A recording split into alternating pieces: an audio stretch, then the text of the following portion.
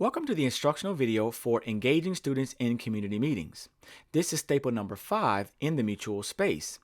Now, community meetings are a great way for everyone to greet one another, to share their feelings and emotions, and also to collaborate.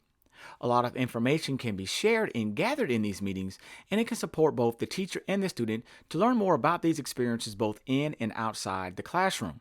So here are 3 tips to be able to structure these meetings so that they are a success. The first thing is that we want to establish norms and procedures for the meetings so that they run smoothly.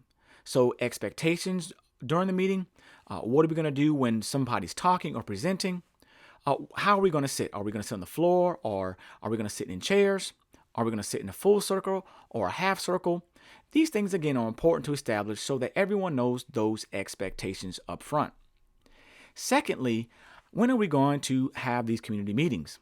Now, I recommend if you have students all day long, that you start at the beginning of the morning, or if you have these students for only, let's say, on a 6-period day, that you start at the beginning of each class period.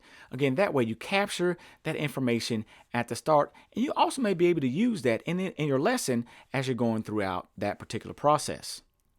And thirdly, when are you going to do it? Specifically, the time frame.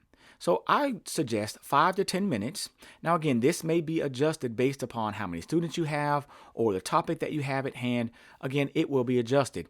But when we look at the activity that we have with this particular staple, you might have like a weekend edition where it runs a little bit longer, or just a daily one, and that's a little bit shorter as well. But picking your time frame again will also keep it structured and help it to be a success. Now, the real education connection standpoint is this. For relevance, being able to give students a voice, especially during times of those community meetings, really helps them to take ownership in their learning, and they're going to be more apt again to be engaged with their lessons and with you and the classmates that they have.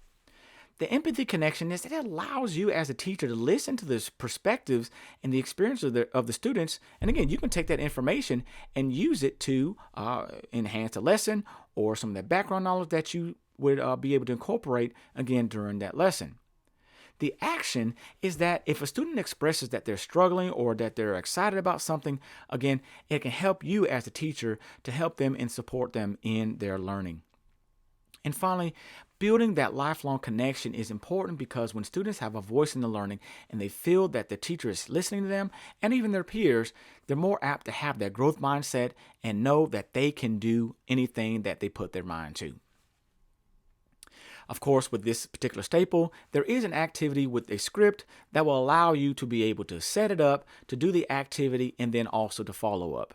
Again, one thing that we're suggesting during this activity is that for a weekend edition, you want to make sure that it's a little bit longer versus a daily one so that you have an appropriate time for everyone to be able to share. Again, that is the Engaging Students in Community Meetings, staple number 5.